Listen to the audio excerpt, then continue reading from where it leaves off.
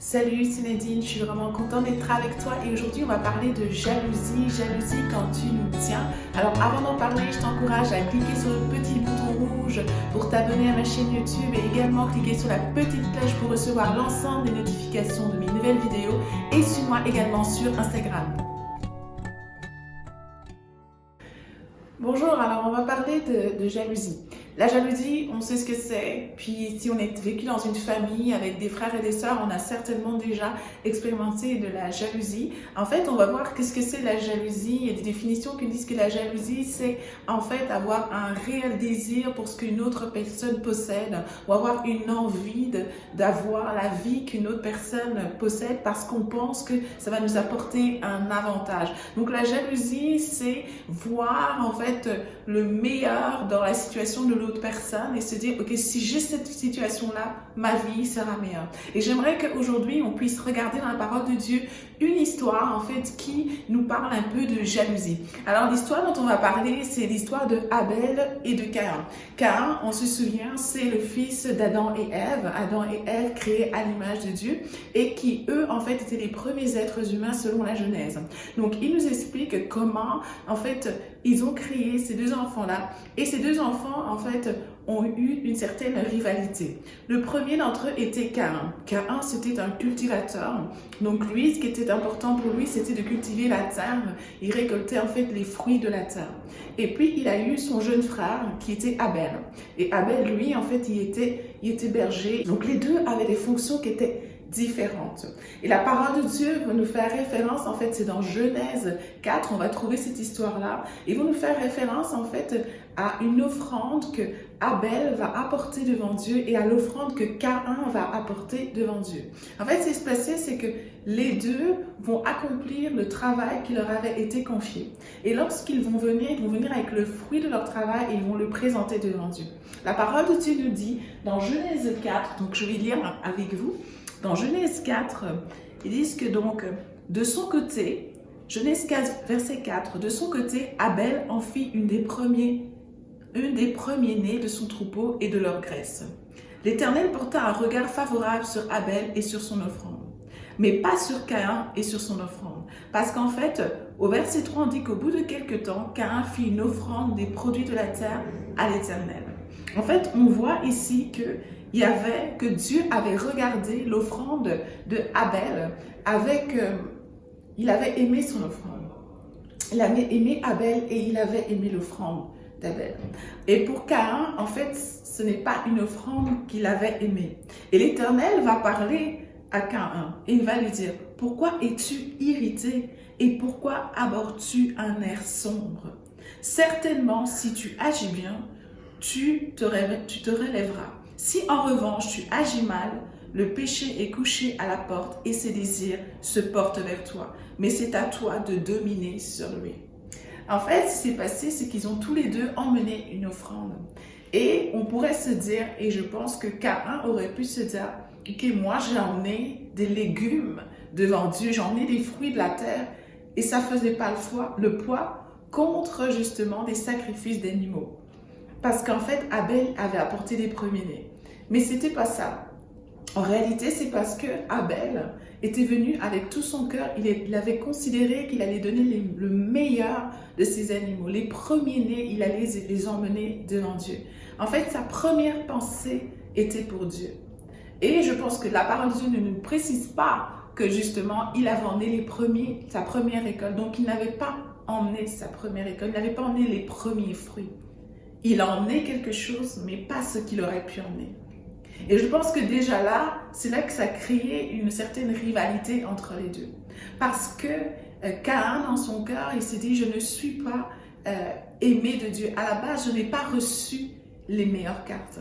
Et je pense que c'est ça, avec la jalousie, souvent, c'est se dire, ok, moi, si j'avais eu les mêmes cartes que telle personne, en fait, j'aurais réussi dans ma vie. Ou en fait j'aurais atteint tel objectif. Ça n'aurait pas été si compliqué pour moi si j'avais eu sa vie. Et je pense que dans la famille, c'est quelque chose qui peut aussi exister justement. Dans la famille, on peut se dire, ok, mais en partant par l'apparence physique, si j'avais été aussi grande que ma sœur, si j'avais été aussi intelligent que mon frère, si j'avais eu autant de, je sais pas, si j'avais été aussi musclée que mon frère, peut-être que j'aurais été capable d'accomplir telle ou telle chose. C'est pas juste. Mais en réalité, même si on ne reçoit pas les mêmes cartes, parce que ça c'est une réalité, tu ne recevras pas les mêmes cartes qu'une autre personne, on va jamais te demander de ne pas avoir joué une carte que tu n'avais pas. En fait, tu vas seulement être responsable de ce que tu as reçu. Et ce n'était pas à propos d'avoir apporté des légumes devant Dieu ou d'avoir apporté des animaux, c'était justement à propos de ce qu'il a apporté en premier. D'avoir apporté la première part à Dieu. Et je pense qu'aujourd'hui aussi, Dieu veut que nous puissions apporter notre première part à Dieu. Il veut aussi que de ce qu'il nous a donné, on puisse sortir le meilleur et le lui apporter. Mais la jalousie nous masque. La jalousie nous voile. Elle ne nous permet pas de voir ces choses-là, de voir ce qui nous a été donné. Parce qu'elle a cette tendance, en fait, à déformer notre vision, à tel point que lorsque l'on regarde à la vie de l'autre, on l'embellit tellement, ça a l'air tellement beau chez l'autre. Et chez nous, ça a l'air tellement plate, tellement noir, tellement obscur, qu'il y a d'office un déséquilibre. Mais il faut reconnaître ce qui a été donné. Et on voit dans la parole, justement, quand Dieu parle et qu'il s'adresse à Caïn, il lui dit en quelque sorte de se repentir, de changer sa voie. Et s'il fait ce qui plaît à Dieu, à ce moment-là, il va pouvoir justement bénéficier de l'approbation de Dieu. Et Dieu veut nous encourager là-dedans. La jalousie, c'est quelque chose qu'on vit dans la famille, mais qu'on peut aussi vivre dans la société dans laquelle on est. Tu peux le vivre dans ton travail parce que tu considères que tu aurais dû avoir telle position, mais c'est ta collègue qui l'a eu, ton collègue l'a eu, alors que ça faisait plus longtemps que lui que tu étais là. C'est pas à propos du fait que la personne était là depuis plus longtemps que toi. C'est juste fait avec les cartes que tu as reçues. Fais avec les cartes que tu as reçues. Dans le cas de la famille, c'est sûr que les parents peuvent accentuer ce sentiment-là lorsque eux ne vont pas justement encourager un enfant qui a reçu telle carte. Toi, ton don à toi, c'est d'être un artiste. Mais tes parents, ils voulaient tellement que tu sois un scientifique. Puis finalement, toi, tu es un artiste, mais c'est ton frère qui est un scientifique. Et à chaque fois, tu as pu sentir la différence parce qu'ils avaient plus d'intérêt vers le scientifique que l'artiste. Et ça peut aussi créer, en fait, accentuer, en fait, une forme de jalousie. Avec les parents sont imparfaits, donc c'est sûr qu'ils peuvent avoir cette tendance-là à parfois même aimer plus l'un que l'autre. Mais Dieu nous aime d'un même amour. Et lorsque il décide qu'à l'un il confiera tel et à l'autre il confiera telle autre chose, on doit juste se réjouir qu'il a confié quelque chose et bien le faire, bien faire ce qu'il nous a confié et être la meilleure version que l'on peut être. Et je pense que Caïn, on connaît un peu l'histoire, ce qui s'est passé, que c'était assez loin parce que au lieu de se repentir et de changer de voie, il a décidé de tuer son frère. Lui, il s'est dit, mais je ne peux pas, si je ne peux pas avoir cette vie-là, si je ne peux pas être comme mon frère, autant qu'il disparaisse. Mais je dirais qu'il y a toujours une portion et une zone d'amélioration, même si tu n'as pas eu les mêmes cartes. Et quand même tu aurais eu exactement les mêmes cartes. Parfois, on parle des enfants qui ont grandi dans le même contexte, a reçu exactement plus ou moins les mêmes cartes. Mais le fruit est différent. Le fruit est différent. Il y a toujours place aussi à l'amélioration. Trouver la voie, trouver ce que Dieu t'appelle à faire et le faire avec excellence. Et c'est vraiment ce que je veux t'encourager à faire. Je pense que la jalousie bloque énormément, ça te bloque sur ce que tu as reçu, sur ce que Dieu a placé dans ta vie. et des familles. Et si on peut juste prendre l'exemple dont je viens de parler, cette famille a été brisée en fait. Cette famille a été brisée à cause de la jalousie, à cause de la rivalité.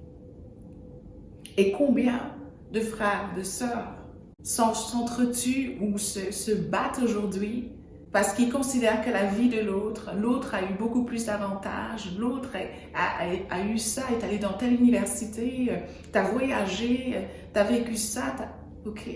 Mais pour Dieu, ça ce n'est pas une surprise. Que ton frère ait eu telle opportunité et que tu n'aies pas eu les mêmes opportunités que ton frère. Parce que tu n'es pas appelé à la même chose que ton frère. Tu n'es pas appelé à faire la même chose que lui.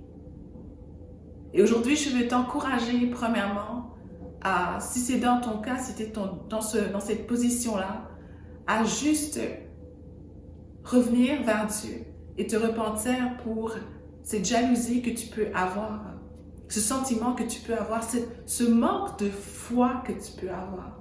Parce qu'à la base même, Caïn avait un manque de foi. Il ne croyait pas en Dieu totalement avec ce qu'il avait, parce qu'il ne lui a pas apporté sa première récolte ou les premiers fruits. Donc, il ne faisait pas confiance à Dieu avec son revenu, sa subsistance. Comment pouvait-il faire confiance à Dieu avec sa propre vie? Tu vas d'office regarder à la vie des autres et te dire, oh, cette vie-là, ah oui, mais si seulement j'avais cette vie-là. Mais tu n'as pas cette vie-là. Et c'est correct comme ça. Dieu sait que tu ne l'as pas. Et il veut travailler à partir de ce que tu as. Donc aujourd'hui, je vais vraiment t'encourager à juste prendre un pas vers Dieu et à te repentir de ça, si tu es dans cette position-là, et à juste commencer à manifester ta gratitude envers Dieu pour tout ce que tu as et tous les bienfaits qu'il t'a déjà offerts. Alors, je te remercie d'avoir suivi cette capsule. J'espère que tu l'as aimée. Ben, écoute, aime-la, like-la, laisse un commentaire, abonne-toi à ma chaîne YouTube, suis-moi sur Instagram et à très bientôt.